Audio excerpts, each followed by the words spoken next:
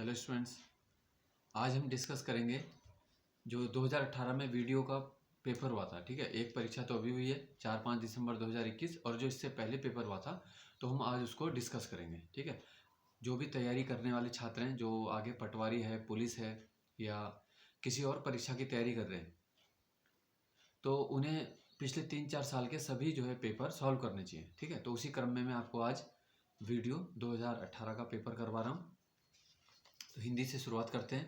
पहला है इसमें अनेकार्थी शब्द उत्सर्ग का संबंध किससे है। ठीक है, उत्सर्ग का एक अर्थ होता है दान, तो इसका आंसर हो जाएगा दान। अगला है हिंदी भक्ति साहित्य में अष्ट छाप क्या है। तो हिंदी के भक्ति साहित्य में अष्ट छाप जो है वो है 8 कवियों का एक समूह है। इसकी स्थापना जो है 1565 में हुई थी और अष्ट छाप का जहाज सूरदास को कहा जाता है। तो आपको इतनी बातें अष्ट छाप से याद रखनी है। ठीक है, अष्ट छाप के जो सभी कवि हैं वो सभी कृष्ण भक्त हैं। ठीक है, नेक्स्ट है वह खंभा गिर जाएगा, कौन सा विशेषण होगा इसमें। ठीक है, जब हम पर्टिकुलर किसी चीज को बोलते हैं कि वह खंभा, यह पुस्तक, तो ये हो जाता है निश्चयवाचक सार्वनामिक विशेषण। अगला है महापंडित की उपाधि किस रचनाकार को दी गई है। तो महापंडित कहा जाता है राहुल सांकृत्यायन को। ठीक है, इनका नाम है केदार पांडे भी है और 1893 में इनका जन्म हुआ था। राहुल सांकृत्यायन को यात्रा साहित्य का जनक भी माना जाता है। नेक्स्ट है किस कवि को ज्ञानपीठ पुरस्कार नहीं मिला। तो ऑप्शन के हिसाब से बताना है। सुमित्रा नंदन पंत, इनको मिला है 1968। कुंवर नारायण, इनको 2005 में मिला है। महादेव वर्मा, इनको 1982 में मिला है, पहली महिला है हिंदी में। और माखनलाल चतुर्वेदी, तो इनको ज्ञानपीठ नहीं मिला है। ठीक है, माखनलाल चतुर्वेदी को जो है पहला साहित्य अकादमी मिला है हिंदी के लिए। तो ये चीज़ आपको याद रखनी है, 1955। अगला है औलाद किस भाषा का शब्द है। औलाद होता है अरबी का। अब चला जाए, यह किस प्रकार का एक वाक्य है। अब चला जाए, तो यह है भाव। इसमें वाक्य में वाच्य बताना है। ठीक है, कर्म वाच्य है या भाव वाच्य है या कर्तर वाच्य है, तो इसमें भाव हो जाएगा। ठीक है, भाव वाच्य। किसी मुद्दे पर लेख लिखने में ताजी घटना का उल्लेख करना, जिस कारण मुद्दा चर्चा में आया, उसको क्या कहते हैं। तो ये होता है न्यूज पेग। ठीक है, जब हम कोई ताजी घटना को डिस्कस कर रहे हैं, कहीं युद्ध की बात चल रही है और आजकल रूस यूक्रेन का भी हो रहा है, तो हम उसको डिस्कस करते हैं, तो ये न्यूज पेग कहलाएगा। नेक्स्ट है ऐसे पद जो क्रिया या संज्ञा की विशेषता न बताकर एक वाक्य या पद का संबंध दूसरे वाक्य या पद से जोड़ते हैं। जैसे हमने कहा राम है ना दिल्ली जाता है, और दूसरी बात हमने बोली श्याम कलकत्ता जाता है, तो इन दोनों को हमने कैसे जोड़ेंगे, और से जोड़ देंगे। तो और क्या हो जाएगा, समुच्चय बोधक।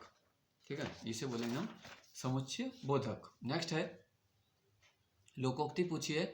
गरल सुधा रिपु करही मिताई। गरल होता है विष और सुधा मतलब अमृत, और इन दोनों की मित्रता हुई है, यानी कि जब दो विरोधी स्वभाव वाले मिलते हैं तो उसको बोला जाता है, ये लोकोक्ति का अर्थ हो जाएगा विरोधी स्वभाव वालों का मिलन।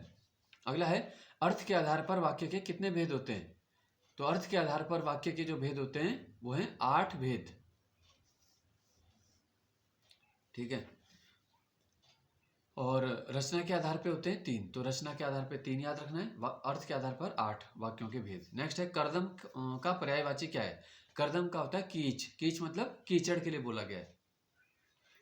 बैठक में उपस्थित व्यक्तियों के पदनाम के अनुसार जब उनके राय का पूरा विवरण तैयार किया जाता है तो उसे क्या बोलते हैं, ये होता है कार्यवृत्त। नेक्स्ट है हिंदी का क्वेश्चन, दूसरा विश्व हिंदी सम्मेलन कब और कहाँ हुआ। तो ये हुआ था 28 से 30 अगस्त 1976 में मॉरिशस में।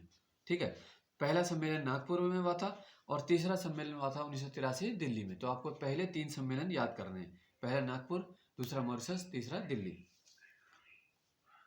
नेक्स्ट है संख्य ऐश्वर्य में कौन सी संधि है। संख्य ऐश्वर्य में तो जब भी य और व से पहले कोई आधा अक्षर आ जाता है, ठीक है, जैसे स्वागत है, प्रत्येक है, ठीक है, प्रत्यागमन है, तो यहाँ पे क्या होता है यण संधि, आपको याद रखनी है। अगला प्रश्न है हमारा अवनी का विलोम क्या है। तो अवनी का विलोम, अवनी का अर्थ होता है धरती, तो धरती का विलोम क्या होगा, आकाश, यानी अवनी का होता है अंबर। अंबर भी आकाश को बोलते हैं। हम लोग, ये धारावाहिक की पटकथा किसने लिखी। तो हम लोग जो धारावाहिक है ये 1982 में प्रसारित हुआ था दूरदर्शन में, और इसकी जो पटकथा लिखी है ये लिखी है मनोहर श्याम जोशी जी ने। ठीक है, जिन्होंने क्याप और कसब कुमाऊनी उपन्यास भी लिखे। अच्छा, फिर है हिंदी शब्दकोश में त्र किसके बाद आता है? तो त्र जो है वो जब हम उसे तोड़ते हैं तो त में हलंत लगता है प्लस र, तो त के बाद आता है, ठीक है, त्र। मधुर मधुर मेरे दीपक जल, कौन सा अलंकार होगा?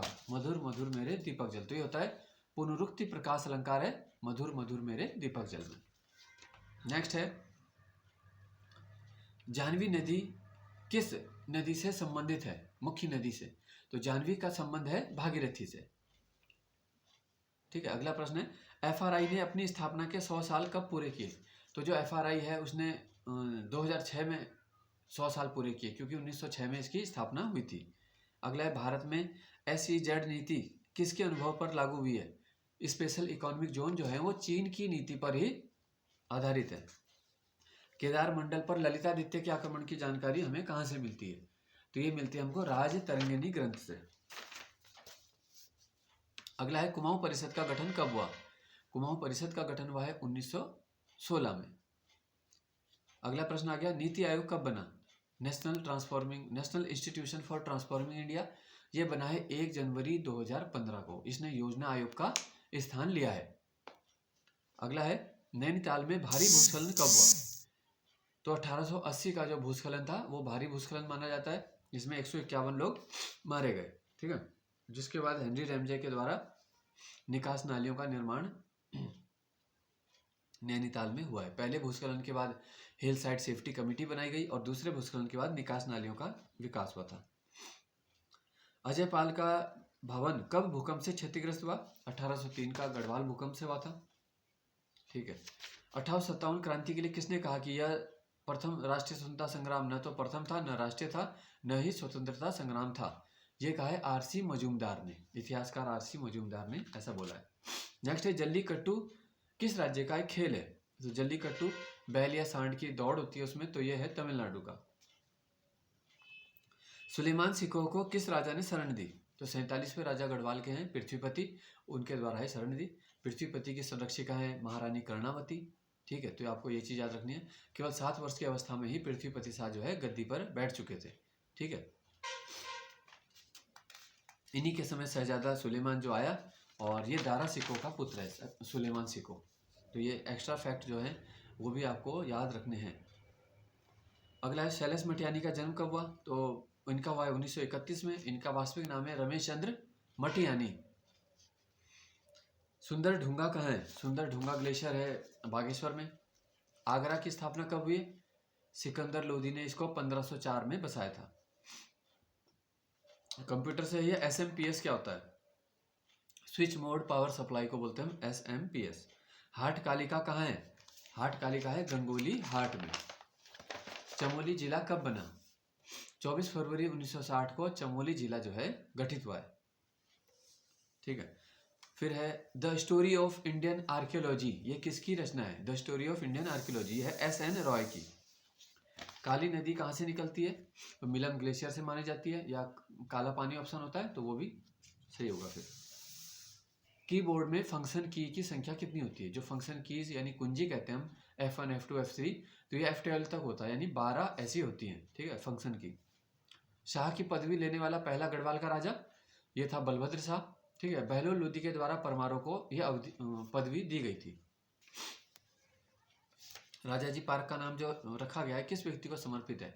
तो राजाजी जो बोला जाता है वो है राजगोपालाचारी, स्वतंत्र भारत के पहले भारतीय गवर्नर जनरल राजगोपालाचारी। अच्छा, इसके बाद है इसमें किसका शासन स्वर्णयुग कहलाया है उत्तराखंड में? तो कत्यूरियों के शासन को स्वर्णयुग कहा गया है। कूका आंदोलन का संबंध किससे है? तो एक तो इसमें 2 नाम याद रखने हैं, राम सिंह कूका और दूसरे हैं भगत जवाहर मल। ठीक है, कूका आंदोलन पंजाब में हुआ था। नेक्स्ट 1926 में कौन सा पत्रिका जो है निकाली गई? तो यह है गणदेश पत्रिका। सुदर्शन शाह ने राजधानी परिवर्तित कब की थी?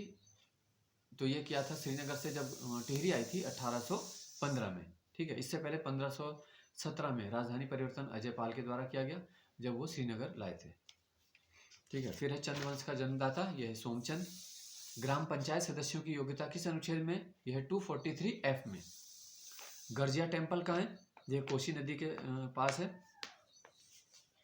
सिंचाई अनुसंधान संस्थान ये है रुड़की में, ठीक है। भवन अनुसंधान सिंचाई अनुसंधान ये रुड़की में। IIT ये भी रुड़की है। छत्रक शिला कहाँ बनती है? छत्रक शिला मशरूम रॉक्स ये बनती है मरुस्थलीय इलाकों में, ठीक है। ट्रॉपिकल ग्रासलैंड कौन सा है? उष्ण कटिबंधीय घास का मैदान। सब सवाना अफ्रीका में दुनिया का सबसे बड़ा उष्ण कटिबंधीय घास का मैदान है। गढ़वाल एंशिएंट एंड मॉडर्न किसने लिखी? ये लिखी है पातीराम ने, ठीक है। फॉरेस्ट गार्ड में भी पूछा गया था कि किसी पेपर में आ चुका है कि किस भाषा में पातीराम ने लिखा है, तो अंग्रेजी में लिखा है पातीराम ने। आप ध्यान से इसको बुक का नाम अगर याद आ जाता है आपको तो आपको पता लग जाएगा ये अंग्रेजी में। पंचायती राज किस अनुसूची में? तो ये 11वीं अनुसूची का विषय है, ठीक है। 11वीं अनुसूची में पंचायती राज है। 12वीं में स्थानीय शहरीय निकाय है, यानी जो नगर पालिका आदि नगर निगम। वो मोहन उप्रेती का संबंध किससे है? ये अल्मोड़ा के थे मोहन उप्रेती। 1928 में इनका जन्म हुआ और सुप्रसिद्ध रंगकर्मी और निर्देशक रहे हैं, ठीक है। राज्य निर्वाचन आयोग किस अनुच्छेद में गठित होता है? यह है 243K में, राज्य निर्वाचन आयोग। धुआंधार जलप्रपात कहाँ है? यह है मध्य प्रदेश के नर्मदा नदी पर। अगला है श्यामला ताल कहाँ है? जहाँ स्वामी विवेकानंद ने भी वहाँ पे तपस्या की थी उसके पास, यह है चंपावत। भारत के संविधान में संकटकालीन व्यवस्थाएं कहाँ से ली गई? तो ये जर्मनी के वीमर संविधान से ली गई हैं। समता समाचार पत्र कहाँ से प्रकाशित हुआ? समता समाचार जो है वो अल्मोड़ा से 1934 में प्रकाशित हुआ था। भारत में केंद्रीय मंत्रिमंडल किसके प्रति उत्तरदायी होता है? तो जो केंद्रीय मंत्रिमंडल है वो लोकसभा के प्रति ही उत्तरदायी होता है। व्यक्तिगत सत्याग्रह की शुरुआत कहाँ से हुई थी? ये हुई है पौड़ी के डाडा मंडी से, ठीक है। एक तो भुजुडू याद रखना है, जिसे गढ़वाल का सल्ट या बारदोली बोलते हैं, पौड़ी में वो भी, और दूसरा डाडा मंडी से व्यक्तिगत सत्याग्रह के लिए पहली बैठक हुई थी। जुआरी क्या है? गोवा की एक नदी है, ठीक है। अटल पेंशन योजना कब शुरू हुई? 9 मई 2015 को।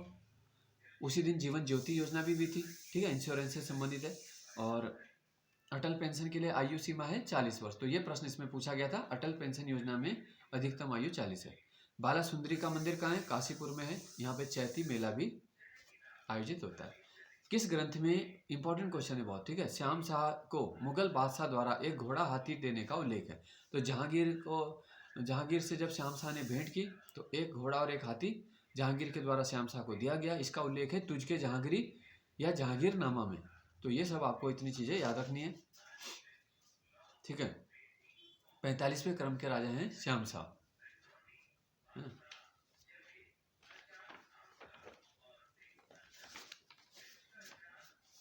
तो ये 1611 से 1631 20 साल का समय है श्याम शाह का, ठीक है। और इसके बाद 1631 से 34 आए महीपति, फिर महीपति की मृत्यु के बाद पृथ्वीपति आए, है ना, 40 सालों के लिए। तो इस प्रकार से आपको राजाओं के जीवन काल, महत्वपूर्ण उनके कार्यकाल, जो जितने समय वो पद पे रहे, ये चीज़ें भी आपको याद रखनी है। नेक्स्ट है, गुप्त वंश का संस्थापक कौन था? श्रीगुप्त था।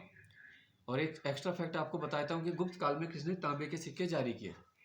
देखो, गुप्त काल जाना जाता है सबसे ज़्यादा सोने के सिक्कों के लिए, ठीक है। अगर इतिहास में सबसे पहले पूछे तो पहले किए थे कुषाणों ने सोने के सिक्के, लेकिन सबसे ज़्यादा मात्रा में गुप्त लोगों ने किए। तो हम बात कर रहे हैं कि तांबे के सिक्के किसने किए? तो वो किए रामगुप्त ने। हरिदत्त कापड़ी का संबंध किससे है? तो ये उत्तराखंड के हैं, बास्केटबॉल से संबंधित हैं हरिदत्त कापड़ी। न्यूनतम मजदूरी अधिनियम कब आया है? 1948 में, ठीक है। तो ये इसके क्वेश्चन थे वीडियो परीक्षा 2018 के। बाकी जो पेपर हैं आपके वो भी मैं धीरे धीरे आपको सारे सॉल्व करवाऊंगा, इसमें प्रोवाइड करवाऊंगा, ठीक है। तो अगर आपको अच्छा लगता है आप अपना फीडबैक भी दे सकते हो, या कुछ आपको इसमें सुधार चाहते हो या कोई टॉपिक चाहते हो, उस हिसाब से आप इसमें बता सकते हो। धन्यवाद।